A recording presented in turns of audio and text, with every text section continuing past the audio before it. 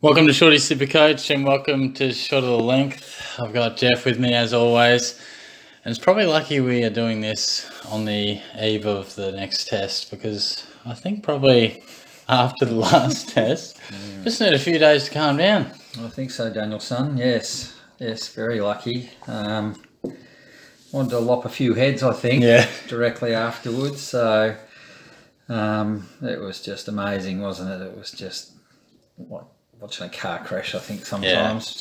It was. Slow motion. It was not good. Yeah. Off the top, let's just acknowledge, it was a great effort from Stokes, one of the best batting performances of all time. We'll hear about it for years, but we're not here to talk about that. It was one of the most frustrating things I've ever watched. Yeah.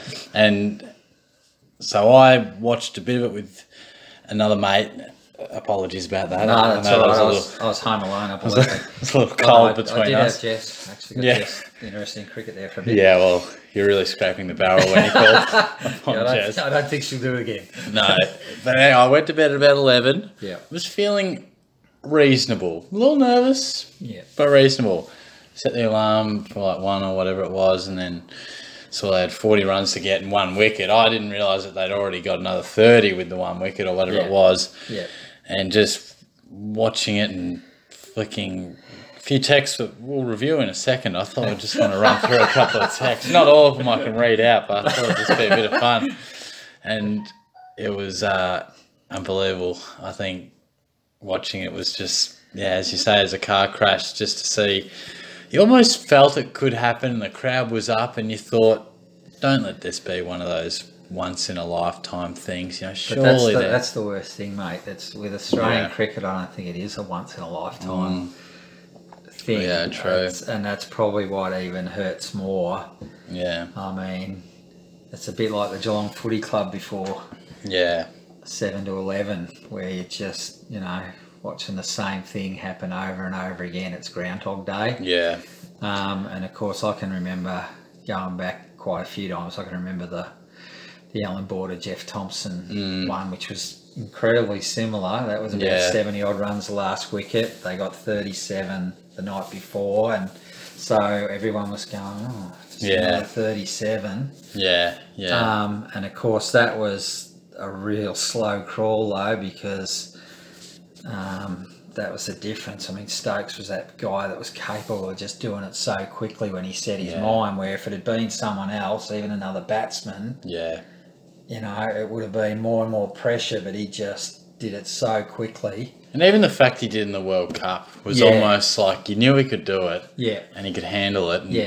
And I know there's a lot of pressure, but I think with the crowds just so vocal for you, I mean, it would have been so much tougher if it was our batsman trying to deliver such a miracle win, because you feel like you're in a cauldron, you're just two blokes out in the middle of an oval, where it was a bit like when we see the Dogs get on a wave of momentum and win the flag. It just felt like they were riding the wave all the way home. Look, I'll give him credit. It was a magnificent innings. Yeah. But, my God, the Poms have had all the luck that they surely can have too. I mean, New Zealand had nothing go right for them in that World Cup. They had some magnificent breaks, the Poms, in that one. And then in this innings, as well as he played, he must have had about 4 that were sixes that just got over every one of them. Yeah. I mean, there was a couple of times where he hit it and I thought, he hasn't nailed that. I know. We're going to get this. And then the one time we had a chance for a catch was the one that if he just nailed a bit harder, it would have been a nice easy catch for Harris. But he completely mishit that. And as I was saying with the Border Thompson one before, you'd rather go 20 runs, 30 runs to go. But you get to that 2. And that had been going on for ages. Border's trying to keep the strike, but he's just doing it in ones and stuff like that.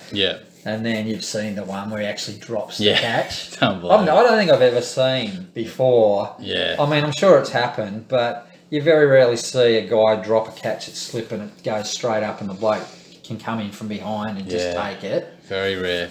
Then you've got the Brett Lee and Kasparitz one. Same thing. We get to about 2 runs. That was proven later on that Kasparitz wasn't actually out. Because he didn't actually have his glove on the bat. And then also I can remember the West Indies against the West Indies. It was McDermott and I think it might have been Tim May. I'm not quite sure. Yeah. And again, 2 runs. The ball before he hit, and it looked like it was past short leg, and that was it. And it hit the guy's foot and ricocheted back. Jesus. And then he gloves one the next. Yeah. It's amazing how, all those times it's been us chasing, and you think, please can this happen? And it should have. Yeah. It really should have. Yeah. I know. Like, I don't know about the Border Thompson one too much, but, Lee and Kaspowicz, you sort of felt like it was going to be heroic beyond their expectations, effort, and where this felt like a choke up the last hour. It's a big call, and I know you don't like using the word choke too often, but I thought the pressure got to them and they made bad and desperate decisions. I mean, the field placements, or at least bringing men in, it just wasn't the right call, and Payne's admitted that. Yeah.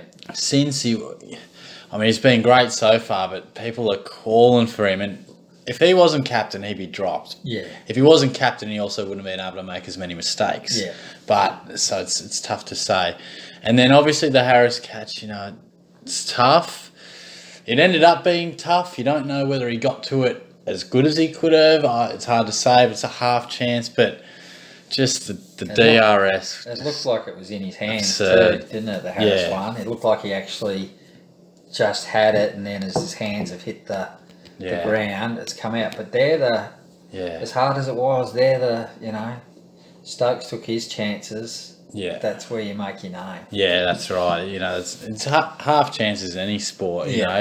Not everything comes easy, but I think the reactions, there would have been so many people watching the cricket at that hour just on their own, and just silence after the catch went down. Then the Cummins one, obviously LB appeal, and it's even the commentator straight away said, it's going down leg or whatever it was, pitching outside. And don't review it. Don't review it. That was what I was yelling at. I'm going to Jessica. Don't. It's not even close. Do not review it. It'll be an absolute panic decision if you review this. Yeah. And he does. I can swear that Cummins looked like he was shaking his head as no. Yeah. And he waited for a couple of seconds, and I turned to Jessica right then and said, this will blow up in our face. I guarantee you in the next few overs, guarantee it. There'll be a controversial decision. It'll be given not out, and we will not have a review, and it'll be proven to be out. And just the other day, I can't remember what it was, but we were watching the Brisbane Geelong game, and I can't remember whether you missed a target or missed something or something happened, but you said, you watched, I'll take you down the other end, Charlie Cameron will do something miraculous. And he did. So we had all the play, didn't we? Not that we agree on everything in football, No, but you don't get many LBW decisions wrong, and that was just absurd. And then, because the DRS, and they just panicked, they got desperate, they thought, maybe we haven't seen it right, let's take a chance on the one opportunity we've sort of got, and they just butchered it. And then the the missed run out, I just could not believe it. I'm watching it, and at that stage you're starting to think, we're going to lose this. And then they bugger up, you're like, get it. And then you just don't say anything. Lions drop the ball. All the people, I don't think there'd be anyone else that I'd be happier with taking the ball at the bowler's end. Yeah. Maybe Steve Smith, but Lyon's a fantastic fielder. Yeah. You don't see him drop catches. He is one of the guys that's normally pretty cool and everything. But as I said, choke, I wouldn't call it a choke, but I reckon we were certainly in panic mode. We were in panic mode with the reviews. Also with Payne's captaincy, I did not think that you've still got to try and get the main batsman out. Yeah. But the field was being set so that we only got one ball. Yeah. At the tail ender. You've got to have at least 2 or 3. You've just got to take the risk of having at least a couple at him to give the bowler something. Yeah. Again, we were bowling too short. Yeah. I've said that a number of times, and the tail ender, they get fixated with bowling short, and they did bowl a couple of Yorkers that were good. Yeah. But, you go and try and get him out, pitch it up and try and get him out. So, there was a lot of blues there. And then after all that, nothing excuses the umpiring. No, it was so poor. I mean, why was that guy even officiating? Yeah, because he had a howler previously as well. The first test, something like 8 reviews overruled one way or the other. Yeah. Then the second test, he's still there, but it's the TV umpire, and then he gets another gig. Yeah. And I mean, all that would have been forgiven. I mean, imagine Lyon, after missing the run out and that, to come back. Yeah. Would have made his name even bigger. Yeah, it would have. To bowl that delivery that gets Stokes out to win with, 1 run to go or whatever. Yeah. And it's given not out. But of course, again, with the review, all they had to do was review it. And Payne said, he goes, I think one of the journalists, the Pommy ones, asked him, have you watched it? And he's sure it was out. He goes, I don't need to see it. I know it was out. Yeah. And they must have just been spewing when his finger didn't come up because they knew it was out. And then the guilt and the hole in the stomach, because that is what the DRS is for. It's not for thinking maybe you got on a handy end of an LB and maybe the 3 red lights just happen to flash up. It's for the one the umpire gets wrong. Yeah, exactly. And you are right and you overturn it. But like on the Lyon run out, I reckon he makes that 99 times out of 100. Like legitimately, the only one time that a bloke of that skill can miss it is in the most pressurised situation, which that was. Yeah. And then to be denied redemption is brutal. Yeah. And it's a funny little sliding doors thing, but like imagine if, and who knows what would have happened leading up to it. It probably wouldn't end up in this situation. But if it was Anderson at 11, a real bunny, and we knew Leach could bat, like he was a night watchman at times, he made 92, albeit against Ireland, but still, you knew he wasn't going to be easy to get out. So it's just kind of ironic that his number 11 was solid. Yeah, and he looked pretty good, didn't he? Yeah, he looked pretty good. Yeah. But I mean, when we got Archer out and then got, as much as Broad's not the batsman he used to be, he can still be dangerous. Yeah. And that was the Yorker, Boulder Yorker, look what happens. Yeah. And I mean, you can even look at things like Stark. Yeah. If Stark was bowling, I'd be amazed if he wouldn't have got. Me too. I mean, that's what he does. He cleans up the tail. And we'll touch on it later, but almost guarantee he'll be in. Yeah. And we wanted him in last week, and it's easy to sit here and say, oh, he should have been in. Like, who knows how he would have bowled up until then. But I really do think he should have played. Yeah. Whether that means we win. To be in the first test. And then, all right, you can work your rotations and that, but I can't see how you can tell me that he wasn't in our best 3 bowlers for the first test. Yeah. After the World Cup and his previous test. Yeah. I mean, really, on all of that, he should be getting picked first. Yeah. And I can understand some of the logic used and everything, but to me, and Siddle bowled okay, but to me, he should have been in that first test, and then you can work your... Well, all the talk is Stark can be a little wayward with the Duke's ball. He was struggling in the nets, and Langer wants this, suffocation mentality with line and length. But, gee, he's world class, and I think he'll be... And haven't you got 2 bowlers in line that can do that anyway? Well, that's sometimes isn't that what Mitch Johnson provided? And that sometimes it's that... wayward ball that attracts the shot that gets the nick.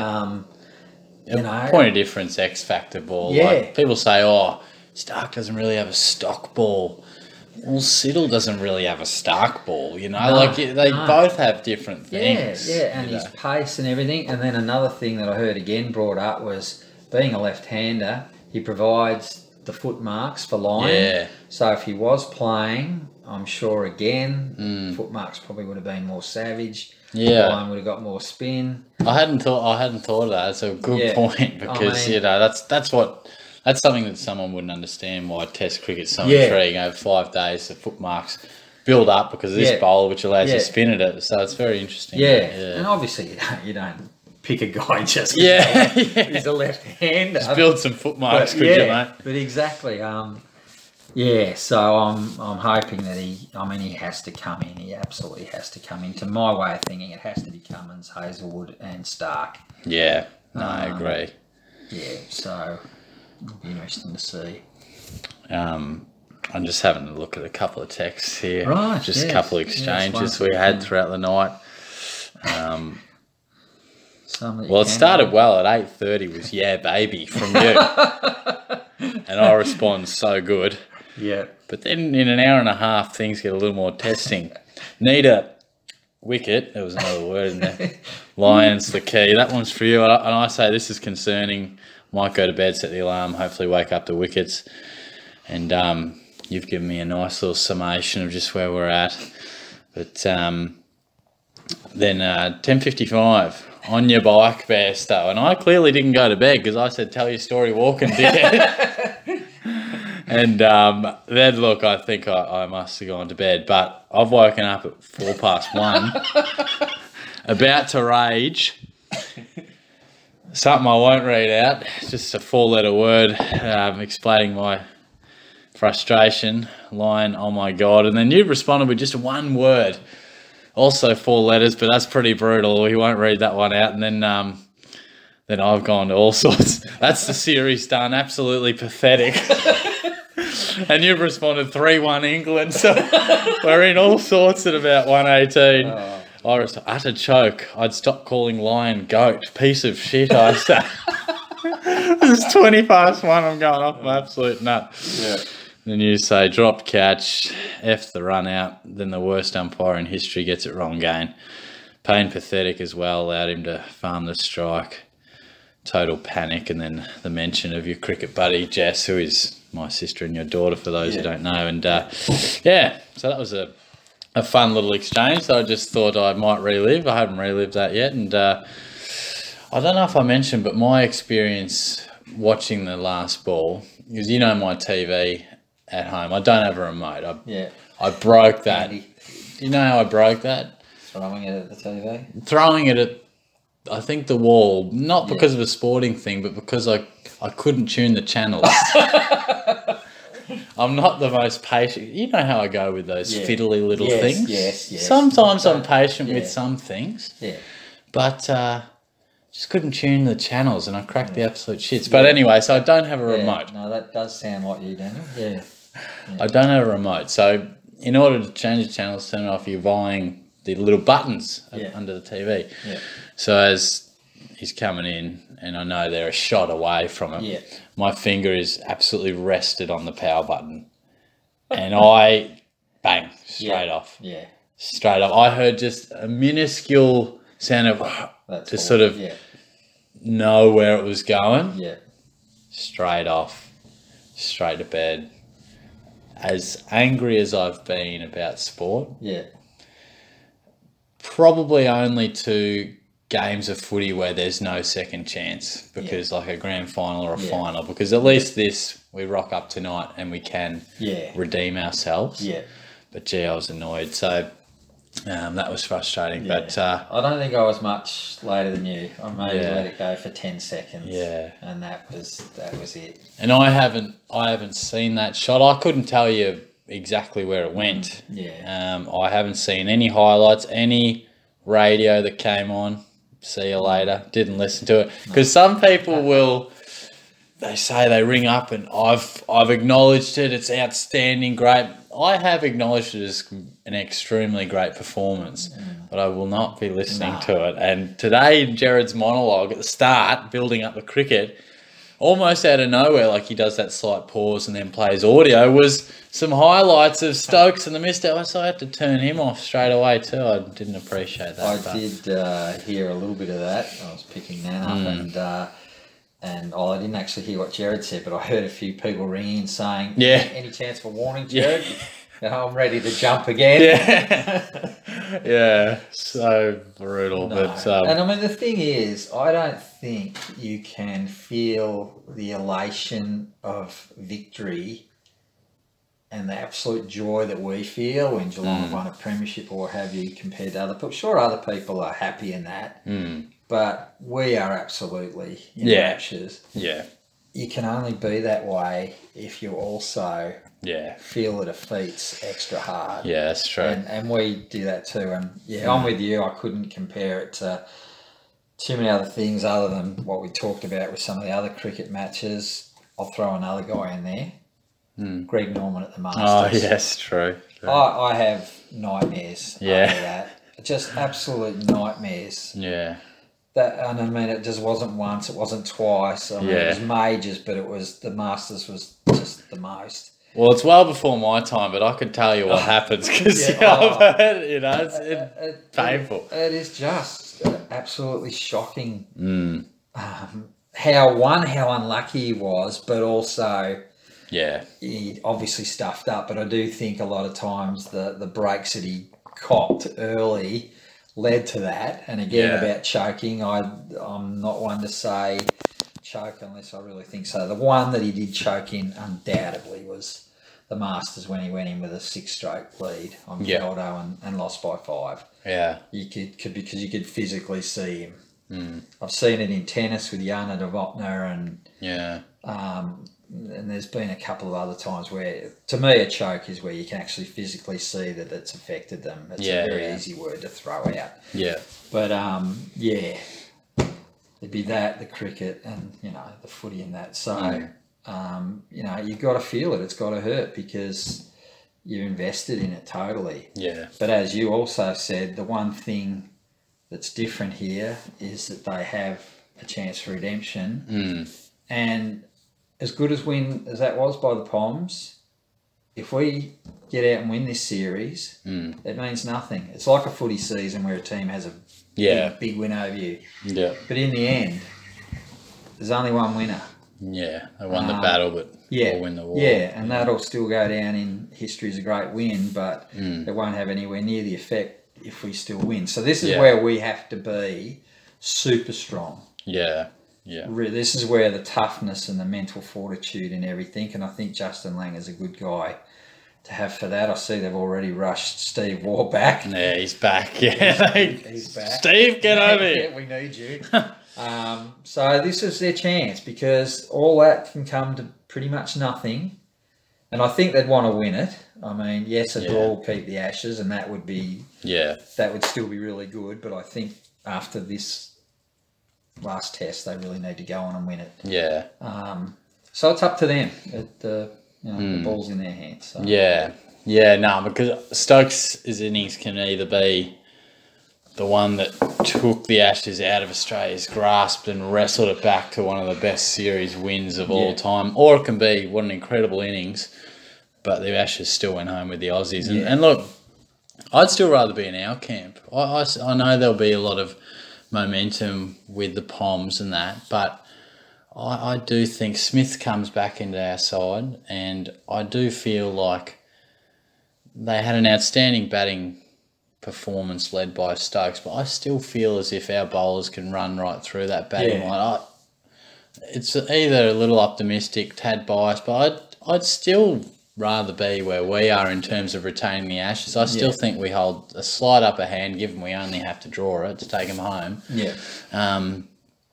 But I think it is going to be great. Like tonight, I hope we bat, obviously, just for the sake of it, but it'd be great to see when Smith comes in and Archer, the ball will be thrown to him, and that battle's massive. And then when Stokes comes out, whenever that is, it'll be huge. And there's a lot going on now, and riding on it, isn't it? And there's a little bit of there's a lot of tension, but a little bit of I don't like you either now.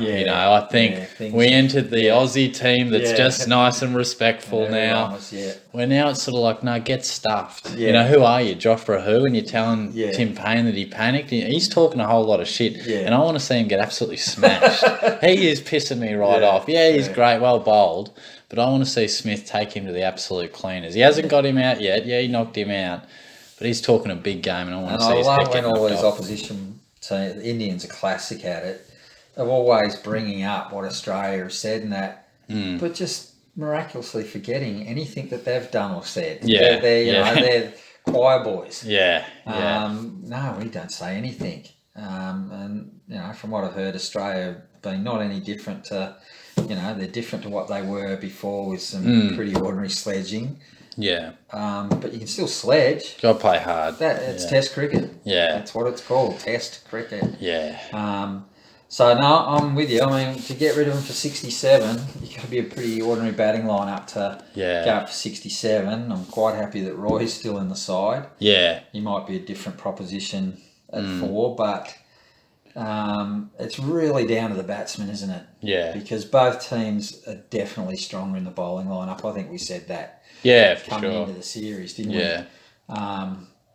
So yeah, our batsmen have got to stand up now. With Smith back, hopefully he can resume in the form that he was in. It's going to be, it's going to be difficult for him. And Labuschagne was just sensational.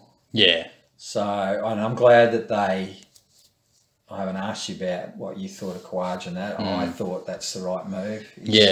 He teases so much Khawaja, and he's had his chance. I thought if they dropped Harris after giving him only one test, that would have been really, really harsh. So those guys got to stand up. Wade's got to stand up. Warner, I mean, it's time to shine, Davey. I think this is his third England series, and he hasn't hit the 3 figures yet. It's time to do it, Dave. Yeah, well, he like Khawaja. You compare their batting at home to away, and most players will have a better average at home, but theirs is just stark, the difference between their averages at home and away. So, yeah, it really is going to come down to the batting, I think, and Payne, I mean, he's got to start making some runs. Yeah, a lot of pressure. And they've got to get their DRS correct, don't they? Yeah. Because it hasn't just been that last test. They have been deplorable. Yeah, for a long... I feel as if... I don't know the actual stats, but I feel as if across the world we've made some poor choices at times. But, Khawaja, I honestly didn't think it would happen. He was frustrating me in that, but I just thought... You know how the selectors have some guys that they just love? Yeah. I thought maybe he was one of them. And I thought coming into it, probably Wade was the one who was maybe in more trouble. But then when you work it through, Wade almost wasn't an option because Labuschagne made himself just undroppable and he'll be at 3. Yeah. And then you ask yourself, well, Khawaja can't bat at 6. No. Well, so then, as you said, it becomes a question of is he going to open? Yeah.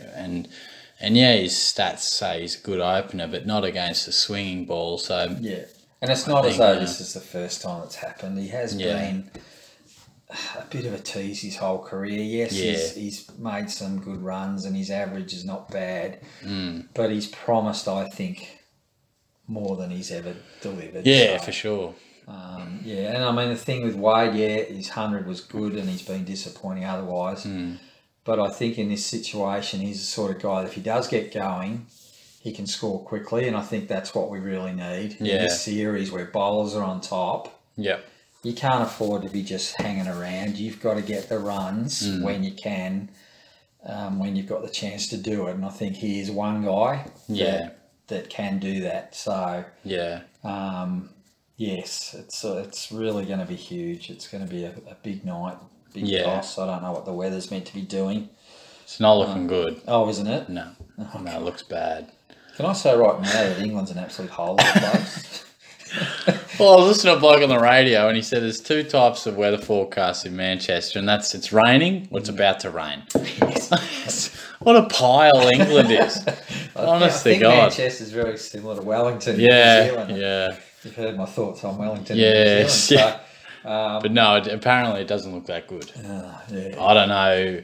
I think there's a reasonable chance of rain on all the first 4 days and then cloudy on the 5th. But, the way the bowlers are controlling the game, there's a chance that if you just got enough play on each day and you make a little bit up maybe when it's good, that you might only need 4 days total or maybe under 4 to get a result. I guess we'd take 2 draws, wouldn't we? But it'd be hollow. It'd be hollow, and especially after what's happened in the last test, I don't think that would be good for Australian cricket. It'd be hollow. It'd be like winning the World Cup on a countback on boundaries, I guess. That would ever happen. Speaking of hollow victories, but I agree. I like. I think Harris, Warner, Labuschagne, Smith, Head, Wade. I think it's got a bit of the next generation feel about it. Who knows what? I mean, Wade's not young, but he's new to the side, and Warner, who knows where his career will take him. But I think Harris, Labuschagne, Head, I like that. Like sometimes it's been Bancroft and obviously Kawaja. Yeah. I can see this. I hope it can work because I like the look of it. Yeah. Harris and Head are very similar. Yeah. That they both play some rash shots when they just don't need to, and they get themselves out, both of them. And like I thought Harris was really good at home, but he still only averaged, I think, around the high 30s. Because when he got set and he got into situations, he played some really dumb shots. And Head's a little bit like that too. So they got to, yes, you want to play your shots, but it's the ones that you play. Some of the shots they played, you know, Head when he came in and was just that nervous that he was going for shots straight away and everything. And Harris just is a little bit the same. So you hope they can get a little bit of sort of that Labuschagne sort of steel about them. Yeah, definitely. He's been great. Yeah, so there's plenty to work on. I mean, I think those guys can be good test cricketers, but they're yet to prove it. So, it's all to play for though, mate. Yeah, and we sort of said already, but I think we both agree that Stark needs to come in and Siddle gets left out, and then you know, you can continue your rotation for the next test, but I think it'll be good to see him back. Definitely. It'll be good. Well, it's nice to get that off the chest. Yeah, it would have been a much shorter and more X-rated version. Yeah. We've done it last week. Yeah, like we have been busy and a few things on, but genuinely wasn't ready to talk about it straight away. No, I think it would have been about 3 minutes. Yeah. 2 minutes of beeps. Yeah. Probably filled it up. So. Yes. No, I'm looking forward to tonight, and there's plenty going on. Like last weekend, there was no sport to talk of, and now we'll have the cricket coinciding with a Thursday elimination final. I think it'll be channel surfing with a preference to the cricket if there's play, and then obviously the Cats Friday. But I look forward to watching a bit of it with you. Yeah, for sure, mate. Cheers. Good stuff.